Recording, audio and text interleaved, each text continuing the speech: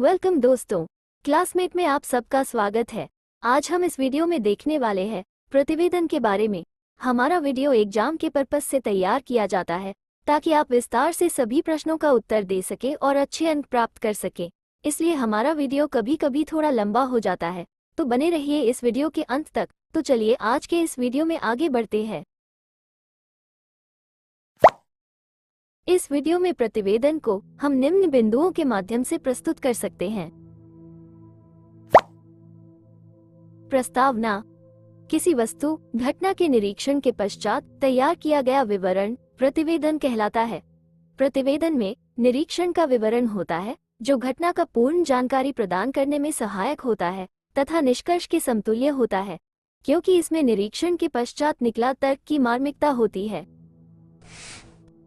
प्रतिवेदन का अर्थ, प्रतिवेदन वास्तविक घटना या वस्तु का विवरण होता है, जैसे किसी दुर्घटना का जांच का प्रतिवेदन तथा महाविद्यालय के वार्षिक उत्सव का प्रतिवेदन तैयार करना।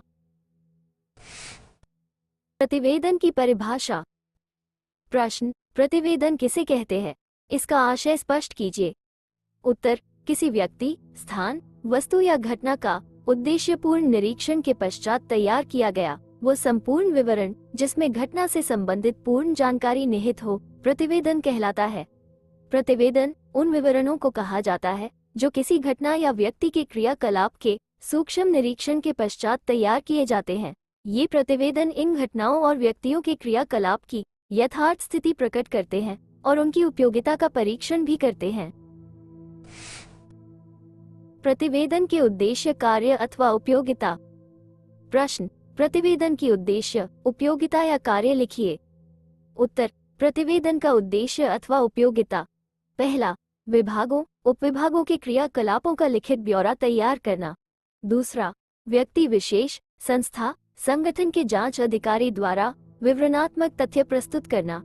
तीसरा, कार्यक्रम एवं आयोजन का लिखित ब्यौरा प्रेषित करने के लिए आवश्यक। चौथा, धारणाओं एवं विचारों का तथ्यात्मक संप्रेषण। प्रतिवेदन के प्रकार। प्रश्न, प्रतिवेदन के प्रकार को समझाइए। उत्तर, प्रतिवेदन के प्रकार। प्रतिवेदनों का वर्गीकरण कई आधारों पर किया जाता है, जैसे पहला, अवधि या समय के आधार पर। दूसरा, संख्या के आधार पर। तीसरा, प्रसारण की दृष्टि से। चौथा, विषय वस्तु या घटना के आधार पर। पांचवा, प्रारूप के आधार पर। पहला, समय या अवधि के आधार पर। इस रूप में प्रतिवेदन दो प्रकार के होते हैं, एक है नियमित प्रतिवेदन और दूसरा सामयिक प्रतिवेदन।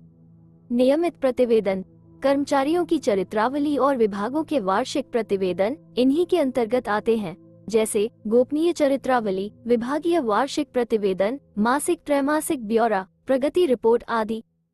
सामयिक प्रतिवेदन, सामयिक जो किसी विशेष उद्देश्य की पूर्ति हेतु तैयार किए जाते हैं, जैसे जांच समिति का प्रतिवेदन, किसी विशेष समस्या पर विचार विमर्श का प्रतिवेदन आदि। दूसरा, प्रतिवेदकों की संख्या आधार पर।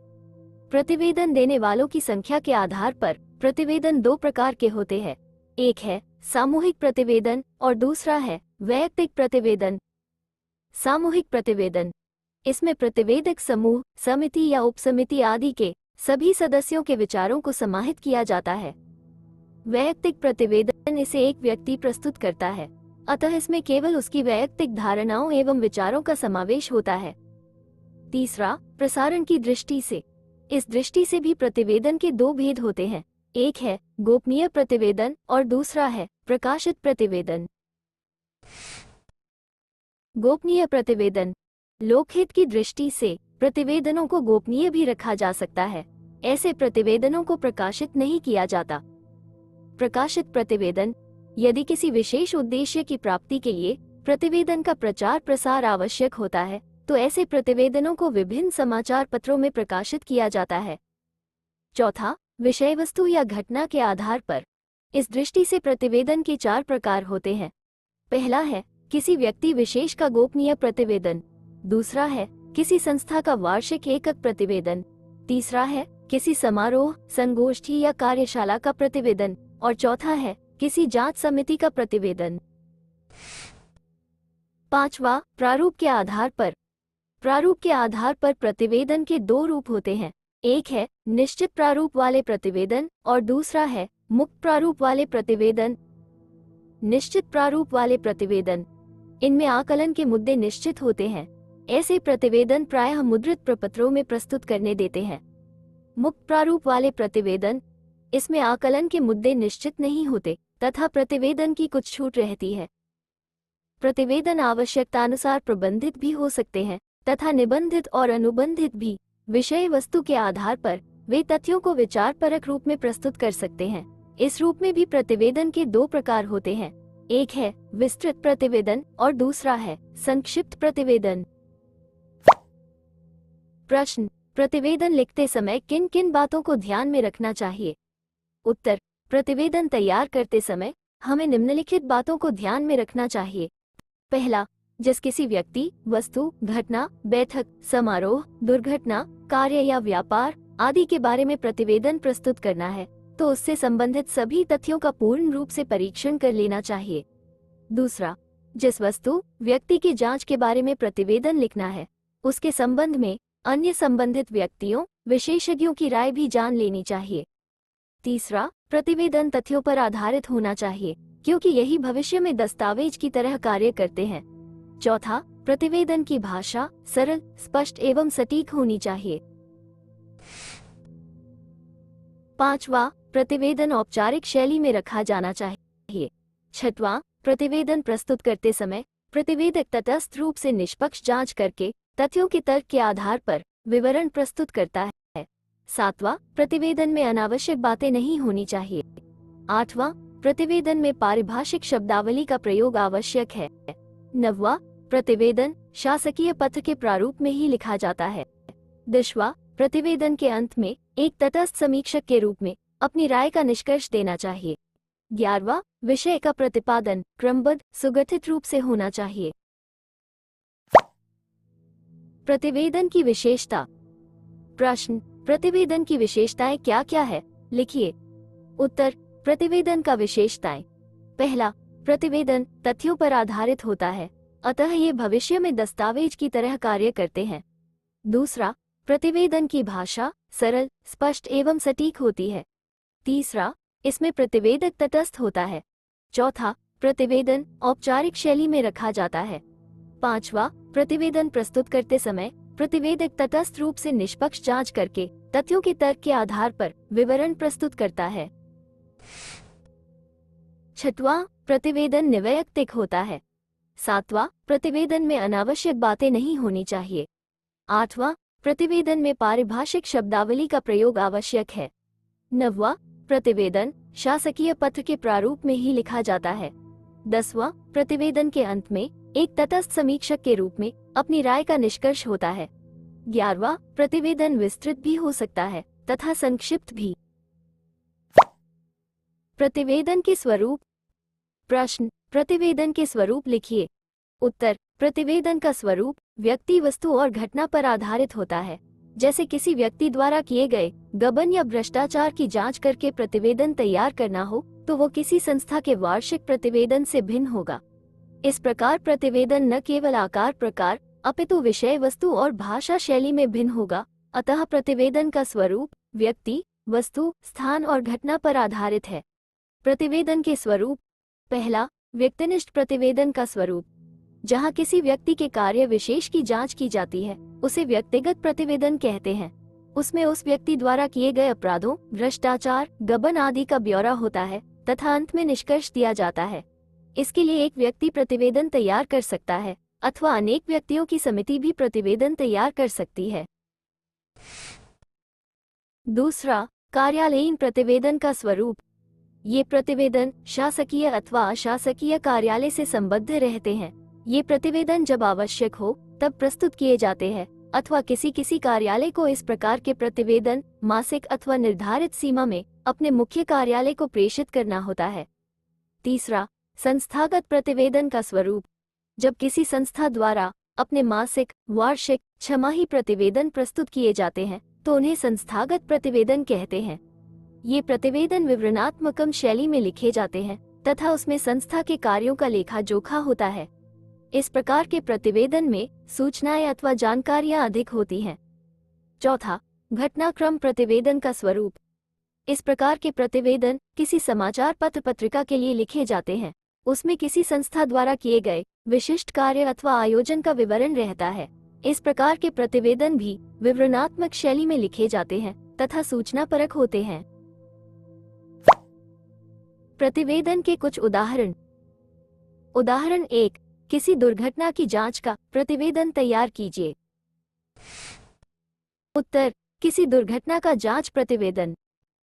छत्तीसगढ़ सरकार, जिला यातायात कार्यालय बस्तर, पत्र क्रमांक T04/01/2024, दिनांक 13 जनवरी 2024। प्रति जिलाधीश, जिलाधीश कार्यालय बस्तर। विषय, दुर्घटना का जांच प्रतिवेदन। संदर्भ, आपका पत्र क्रमांक T04/01/2024, दिनांक 13 जनवरी 2024। महोदय, उपर्युक्त संदर्भित पत्र के माध्यम से आपके द्वारा चाहा गया प्रतिवेदन निम्नानुसार प्रस्तुत है। रायपुर जगदलपुर मार्ग पर बस क्रमांक CG04 HC 6731 एवं ट्रक क्रमांक CG10CH 1560 की आमने सामने टक्कर हुई। बस में सवार 20 यात्री घायल हुए एवं 5 की मृत्यु हो गई। दुर्घटना के बाद ट्रक चालक एवं परिचालक फरार हो गए। ट्रक का चालक मदिरापान किए हुए था, जिसके कारण वो ट्रक पर नियंत्रण खो बैठा एवं सीधी टक्कर हो गई। बस की रफ्तार भी अत्यंत तेज था, जिसके कारण भी लोग ज्यादा हताहत हुए। उपर्युक्त तथ्यों के आलोक में निम्नानुसार सिफारिशें की जाती हैं। पहला, राजमार्गों पर वाहनों की गति नियंत्रित की जाए एवं समय समय पर जांच कर यह सुनिश्चित किया जाए कि चालक मदिरापान कर वाहन न चलाएं। दूसरा, बस के यात्रियों में से घायलों को 10,000 एवं मृतकों को 3 लाख रुपए अनुग्रह राशि तत्काल प्रदान की जाए। तीसरा, पुलिस महकमा फरार ट्रक चालक एवं परिचालक की तत्काल तलाश करे। प्रतिवेदन अधिकारी DS नेताम, क्षेत्रीय परिवहन अधिकारी बस्तर। उदाहरण 2, महाविद्यालय में आयोजित समारोह को ध्यान में रखकर प्रतिवेदन का नमूना तैयार कीजिए, अथवा अपने महाविद्यालय के वार्षिकोत्सव का एक प्रतिवेदन तैयार कीजिए। उत्तर, महाविद्यालय वार्षिकोत्सव का प्रतिवेदन। शासकीय जे योगानंदम छत्तीसगढ़ महाविद्यालय रायपुर में विगत 1 जनवरी 2024 को वार्षिकोत्सव का आयोजन किया गया। कार्यक्रम के मुख्य अतिथि श्री सुभाष तिवारी, नेता प्रतिपक्ष नगर निगम रायपुर थे। कार्यक्रम की अध्यक्षता महाविद्यालय के प्राचार्य डॉक्टर AK शुक्ला ने की। कार्यक्रम का शुभारंभ मां सरस्वती की प्रतिमा के समक्ष दीप प्रज्वलन एवं सरस्वती वंदना से हुआ। कार्यक्रम के आरंभ में समूह नृत्य के रूप में पंथी नृत्य ने समा बांधा। महाविद्यालयीन छात्राओं ने सुआ नृत्य प्रस्तुत कर जनमानस का मन मोह लिया। कार्यक्रम में अनेक देशभक्तिपरक गीतों की प्रस्तुति छात्र छात्राओं ने दी। छत्तीसगढ़ अंचल की संस्कृति की झलक भी अनेक गीतों एवं नृत्यों में देखने को मिली। प्रेमचंद की कहानी कफन पर आधारित मार्मिक नाटक ने उपस्थित जनसमूह का मन मोह लिया। बहुचर्चित नाटक रीढ़ की हड्डी की भी सबने मुक्त कंठ से सराहना की। कार्यक्रम के अंत में महाविद्यालय के प्राचार्य ने उपस्थित जनसमूह के प्रति आभार प्रकट किया। कार्यक्रम का संचालन महाविद्यालय के प्राध्यापक डॉक्टर निशांत त्रिपाठी ने किया। पुरस्कार वितरण के साथ देर रात्रि को कार्यक्रम का समापन हुआ। अंत में इतना कहना होगा कि वार्षिकोत्सव कार्यक्रम अत्यंत सफल एवं सराहनीय रहा। श्रोताओं, अतिथियों, प्राध्यापकों तथा कर्मचारियों ने जमकर विविध कार्यक्रमों का लुत्फ उठाया। इस प्रकार हम आ गए हैं इस वीडियो के निष्कर्ष पर। उपर्युक्त विवेचनों से स्पष्ट है कि प्रतिवेदन क्रियाकलापों तथा घटनाओं का पूर्ण विवरण तथा सूक्ष्म निरीक्षण के पश्चात तैयार किया गया निष्कर्ष है, जो वस्तु या घटना की वास्तविक स्थिति प्रस्तुत करने के साथ साथ उपादेयता का भी परीक्षण प्रस्तुत करता है।